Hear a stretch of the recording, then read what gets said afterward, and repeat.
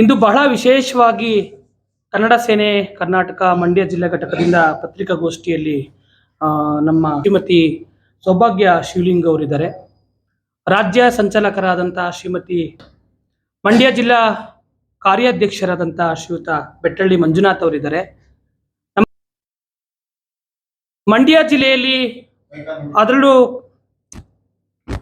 ಕನ್ನಡ ಸೇನೆ ಶೈಕ್ಷಣಿಕವಾಗಿ, ಸಾಂಸ್ಕೃತಿಕವಾಗಿ, ಸಾಮಾಜಿಕವಾಗಿ, ಹೋರಾಟವಾಗಿ ಹಲವಾರು ವಿಷಯಗಳನ್ನು ಕಳೆದ 15 ವರ್ಷಗಳಿಂದ ನಿರಂತರವಾದಂಥ ಕನ್ನಡದ ಜಾಗೃತಿ ಕೆಲಸವನ್ನು ಮಾಡ್ಕೊಂಡು ಬರ್ತಾ ಇದೆ.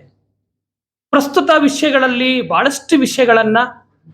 ಭಾಳಷ್ಟು ನಾಯಕರುಗಳನ್ನು ಈ ಜಿಲ್ಲೆಗೆ ಕರೆತಂದು ಹೋರಾಟದ ರೀತಿಯಲ್ಲಿ ಸಾಮಾಜಿಕ ಚಿಂತನೆ ಮಾಡುವಂಥವರು, ನ್ಯಾಯಾಧೀಶರುಗಳು, ಹೋರಾಟಗಾರರನ್ನ ಕರೆಸಿ ಕಾರ್ಯಕ್ರಮ ಮಾಡಿದೆ. ಇಂತಹ ಸಂದರ್ಭದಲ್ಲಿ ಕನ್ನಡ ಸೇನೆ ವಿಭಿನ್ನವಾಗಿ ಕರ್ನಾಟಕ ರಾಜ್ಯ ಶಿಕ್ಷಣ ಸಂಸ್ಥೆಗಳು, ಸರ್ಕಾರಗಳು ಮಾಡಬೇಕಾಗಿರುವಂಥದ್ದು, ಶಿಕ್ಷಣ ಸಂಸ್ಥೆ ಭಾಳಷ್ಟು ಡೊನೇಷನ್ಗಳ ಮೂಲಕ ಹಣವನ್ನು ಖರೀದಿ ಮಾಡಿ ವಿದ್ಯಾರ್ಥಿಗಳನ್ನ ಪೋಷಣೆ ಮಾಡ್ತಾ ಇರೋ ಸಂಸ್ಥೆಗಳು ಮಾಡಬೇಕಾಗಿರುವ ಒಂದಷ್ಟು ಚಿಂತನೆಯನ್ನು ನಾವು ಒಂದು ದಿನದ ಆಲೋಚನೆ ಮಾಡಬೇಕು. ಅದರ ಜೊತೆಗೆ ಮಂಡ್ಯ ಜಿಲ್ಲೆಯ ಎಲ್ಲ ತಾಲೂಕುಗಳಲ್ಲೂ ಕೂಡ ಇಂತಹ ವಿಚಾರ ಸಂಕಿರಣಗಳನ್ನು ಹಮ್ಮಿಕೊಳ್ಬೇಕು ಅನ್ನೋ ಉದ್ದೇಶದಿಂದ ಮೊದಲಿಗೆ ಮಂಡ್ಯ 2ನೇ ತಾರೀಕರಂದು ಏನು ನಾವು ಗೊತ್ತಿರುವಂಥ ಅಧಿಕಾರಿಗಳನ್ನು IAS, IPS ಸ್ಪರ್ಧಾತ್ಮಕ ಬರುವಂಥ ISಗೆ, PSಗೆ ಈ ಥರ ವಿಷಯಗಳ ಸ್ಪರ್ಧಾತ್ಮಕ ಪರೀಕ್ಷೆಗಳ ವಿಚಾರವನ್ನು ನಾವು ತೆಗೆದುಕೊಳ್ಳಬರೋದಾದರೆ ದಕ್ಷಿಣ ಪ್ರಾಂತ್ಯದ ಯುವ ಜನತೆ ಬಹಳ ಕ್ಷೀಣಿಸ್ತಿರುವಂಥ ಸನ್ನಿವೇಶಗಳನ್ನು ಅಧಿಕಾರಿ ವರ್ಗದವರೇ ಹೇಳ್ತಿದ್ದಾರೆ.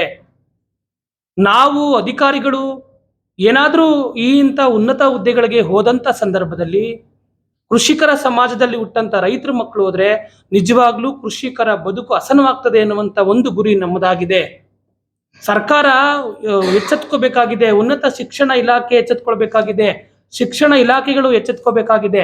ಸೆಂಟರ್ಗಳನ್ನ ಮಾಡ್ಕೊಂಡಿದ್ದಾರೆ, ಸ್ಪರ್ಧಾತ್ಮಕ ಪರೀಕ್ಷೆಗಳ ಸೆಂಟರ್ ಅಂತ ಮಾಡ್ಕೊಂಡಿದ್ದಾರೆ. ಆದ್ರೆ ಅವ್ರ ಕರ್ತವ್ಯಗಳು ಏನು ಅಂತೇಳಿ ಪಾಲನೆ ಮಾಡ್ತಾ ಇಲ್ಲ. ಸರ್ಕಾರ ಕೂಡ, ಜಿಲ್ಲಾಡಳಿತ ಕೂಡ ಇಷ್ಟು ದಿನದಲ್ಲಿ ಒಂದು ಸಭೆಯನ್ನ ಮಾಡಿ ಇಂಥ ಒಂದು ಜಾಗೃತಿ ಸಭೆ ಕೂಡ ಮಾಡಬೇಕು ಅಂತೇಳಿ ಹೇಳುತ್ತೆ. ಸಭೆ ಮಾಡ್ತಾರೆ, ಅಲ್ಲಿ ಕೈ ಬಿಟ್ಟು ಹೋಗ್ತಾ ಇದ್ದಾರೆ. ಆದರೆ ಆ ಒಂದು ರೈತನ ಮಕ್ಕಳ, ಯುವಜನರ ಬದುಕಿನ ಪಾಡೇನು ಅನ್ನುವಂಥದ್ದು ಆಲೋಚನೆ ಮಾಡಬೇಕಾಗಿರೋದು ಸರ್ಕಾರ ಹೊಣೆಗಾರಿಕೆಯಾಗಿದೆ.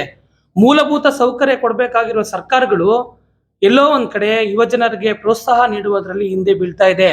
ರಾಜಕಾರಣಿಗಳು ಆಡಂಬರವಾದಂಥ ಕಾರ್ಯಕ್ರಮಗಳನ್ನ ಮಾಡ್ತಾರೆ.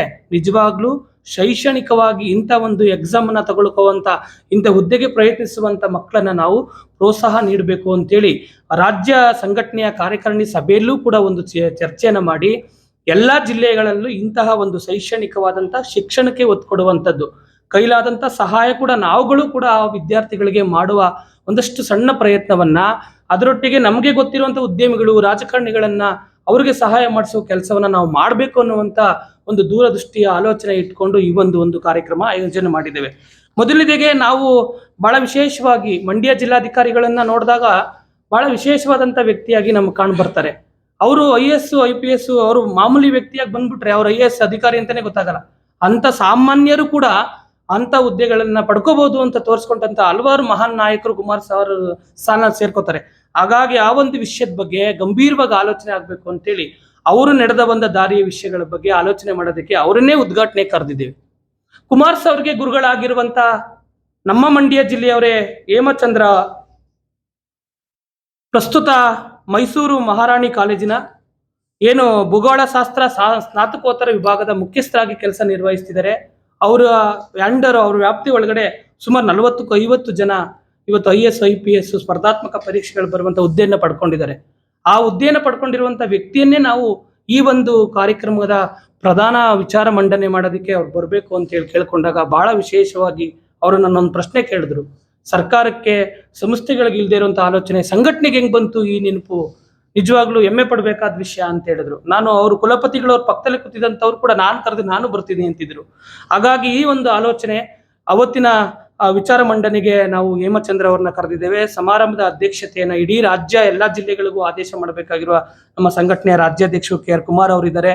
ಮಂಡ್ಯ ಪೊಲೀಸ್ ವರಿಷ್ಠ ಅಧಿಕಾರಿಗಳು IPS ಹುದ್ದೆಯಿಂದ ಅವರು ಮಾತನಾಡೋದಕ್ಕೆ ಯತೀಶ್ ಸರ್ ಬರ್ತಾ ಇದ್ದಾರೆ. ಶಿಕ್ಷಣ ಸಂಸ್ಥೆಗಳ ವಿಚಾರಗಳ ಕುರಿತಂತೆ, ಶಿಕ್ಷಣ ಸಂಸ್ಥೆಗಳು ಮುಂದೆ ಶೈಕ್ಷಣಿಕವಾಗಿ ಶಿಕ್ಷಣಾತ್ಮಕವಾಗಿ ತೆಗೆದುಕೊಳ್ಬೇಕಾಗಿರುವ ನಿರ್ಧಾರಗಳಿಗೆ ಅವರು ಸಹಕಾರ ಬಹಳ ಅಗತ್ಯವಾಗಿದೆ ಅಂತೇಳಿ ನಾವು ಶಿಕ್ಷಣ ಸಂಸ್ಥೆ ಅಧ್ಯಕ್ಷಗಳಾಗಿರುವಂಥ ಮಂಡ್ಯ ಪ್ರತಿಷ್ಠಿತ ಶಿಕ್ಷಣ ಸಂಸ್ಥೆ PS ಕಾಲೇಜಿನ ಅಧ್ಯಕ್ಷ ವಿಜಯಾನಂದ್ ಅವರು, ನಮ್ಮ SP ಎಜುಕೇಷನ್ ಟ್ರಸ್ಟಿನ ಮೀರಾ ಶಿಲಿಂಗೆ ಅವರು, ಆದರ್ಶ ಶಿಕ್ಷಣ ಸಂಸ್ಥೆಗಳ ಮೂರ್ತಿ ಅವರನ್ನ ಕರೆಸಿ ಈ ಒಂದು ಕಾರ್ಯಕ್ರಮದನ್ನ ತುಂಬಾ ಅಚ್ಚುಕಟ್ಟಾಗಿ ಬಹಳ ಶಿಸ್ತಿನ ರೀತಿಯಲ್ಲಿ ಆಯ್ದ ಈ ಒಂದು ಸ್ಪರ್ಧಾತ್ಮಕ ಪರೀಕ್ಷೆಗಳಿಗೆ ಚಿಂತನೆ ಮಾಡುವಂತ ಮಕ್ಕಳನ್ನೇ ಸುಮಾರು 300ಕ್ಕೂ ಹೆಚ್ಚು ಮಕ್ಕಳನ್ನ ಆ ಒಂದು ಸ್ಪರ್ಧಾತ್ಮಕ ಪರೀಕ್ಷೆಗಳ ವಿಚಾರ ಸಂಕಿರಣಕ್ಕೆ ನಾವು ಕರೆದು ಆ ಒಂದು ಸಮಾರಂಭ ವ್ಯವಸ್ಥೆ ಮಾಡ್ತಾ ಇದ್ದೀವಿ. ಬಹಳ ಅಚ್ಚುಕಟ್ಟಾಗಿ ಆ ಒಂದು ಸಮಾರಂಭ ಇರುತ್ತೆ. ತಾವೆಲ್ಲರೂ ಮಂಡ್ಯ ಜಿಲ್ಲೆಯಲ್ಲಿರುವಂಥ ಸ್ಪರ್ಧಾತ್ಮಕ ಪರೀಕ್ಷೆಯ ವಿದ್ಯಾರ್ಥಿಗಳು ಈ ಒಂದು ಸದುಪಯೋಗ ಪಡ್ಕೋಬೇಕು. ಹೇಮಚಂದ್ರ ಅವರು ಬರ್ತಾ ಇರುವಂಥದ್ದು ಬಹಳ ಖುಷಿ ನಮ್ಮ ವಿಚಾರ. ಅದರಲ್ಲೂ ಮಂಡ್ಯ ಜಿಲ್ಲೆಯವರೇ ಅಂತ ಹೇಳ್ಕೊಳ್ಳೋಕೆ ಬಹಳ ಹೆಮ್ಮೆ ಆಗುತ್ತೆ. ಶಿಕ್ಷಣ ತಜ್ಞರಾಗಿ ಇಂಥ ಒಂದು ಸಂಸ್ಥೆ ಮುಖ್ಯಸ್ಥರಾಗಿ ಹಲವಾರು ವಿಷಯಗಳಲ್ಲಿ ತುಡಿಕೊಂಡಿರುವಂಥ ಕರ್ತವ್ಯನ ಮಾಡ್ತಿರುವಂಥವ್ರು ಅಮೆರಿಕ ಯೂನಿವರ್ಸಿಟಿಯವರು ಅವ್ರನ್ನ ಕರೆಸಿ ಕಾರ್ಯಕ್ರಮಗಳನ್ನು ಮಾಡಿದ್ದಾರೆ. ಬಹಳ ಅರ್ಥಪೂರ್ಣವಾದಂಥ ವ್ಯಕ್ತಿಗಳು ನಮ್ಮ ಜಿಲ್ಲೆಯಲ್ಲಿ ಇದ್ದಾಗ ನಾವು ಅವರನ್ನ ಸಮರ್ಪಕವಾಗಿ ಬಳಸ್ಕೋಬೇಕಾಗಿರುವಂಥದ್ದು ನಮ್ಮ ಕರ್ತವ್ಯ ಆಗಿರ್ತದೆ. ಸಂಘಟನೆ ಒಂದು ಹೆಜ್ಜೆ ಮುಂದೆ ಹೋಗಿ ಶೈಕ್ಷಣಿಕವಾಗಿ ಸಾಮಾಜಿಕವಾಗಿ ಶಿಕ್ಷಣಕ್ಕೆ ಹಲವಾರು ವಿಷಯಗಳಿಗೆ ನಾವು ದಾಪುಗಾಲ ಹಾಕಬೇಕಾಗಿದೆ. ಹಾಗಾಗಿ ಈ ಒಂದು ಕಾರ್ಯಕ್ರಮಕ್ಕೆ ತಮ್ಮೆಲ್ಲರ ಸಹಕಾರ ಮತ್ತು ಯುವ ಜನತೆ ಬಂದು ಕಾರ್ಯಕ್ರಮವನ್ನು ಯಶಸ್ವಿಗೊಳಿಸಬೇಕು ಅಂತೇಳಿ ಈ ಸಂದರ್ಭದಲ್ಲಿ ಕೇಳ್ಕೊತಾ ಇದ್ದೀನಿ.